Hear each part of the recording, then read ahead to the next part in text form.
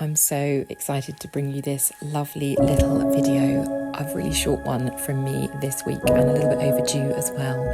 I just wanted to show you some of the really beautiful historic houses of Salem in Massachusetts. We went just across New Year's really, and to research the witch trials, which was something else entirely. I had absolutely no idea that the reason why the Salem Witch Trials were so important was because, in the words of the historian who took us for a tour, Salem executed the most amount of people in the shortest amount of time.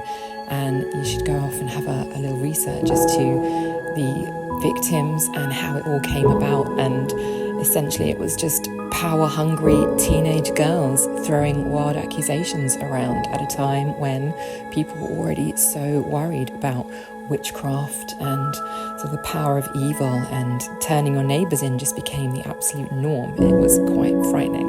But these beautiful houses are things we just stumbled across. We didn't really know that they were here. We were here sort of more for the witches than for anything else. But we took a lovely wander around Salem and discovered these beautiful historic houses, so little in comparison to what you normally see on American TV shows. The houses are usually so big, but these we discovered sort of just reminded us of really beautiful historic English fishing village houses. And as we wandered around, we were really reminded of Southwold and Aldeburgh in Suffolk, which have these beautiful clapboard houses dotted around, and sort of sea captains' houses, and they're just so lovely to look at. I was particularly taken with how they hadn't been extended and how nothing extra had been put on them, but people were happy to live in them, and they're really quite sought after to live in, and they were quite happy to live in them and not throw extensions onto them and tacky sort of side annexes,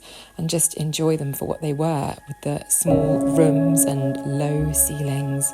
And it was just such a beautiful time to go and have a look. The sun was shining, and there were so many of these museums were open, and Salem is just one of those off-grid places that you hear about on TV, but you don't really think, oh, I should go and visit that. But it was so atmospheric, and I strongly encourage you to go. If you do get the chance to put it into a New England travel trip, which we did, we just sort of tacked it on for a couple of days, then I would say that 2-3 days is sort of all you really need in order to enjoy a really fabulous weekend away in Salem. It's just so beautiful. There's so much to see and do.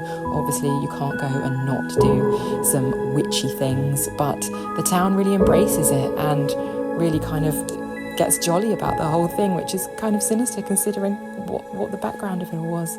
But I really, really recommend it. It was such a good trip. If you love these sort of videos from me, then do like and subscribe, and I'll catch you in the next one.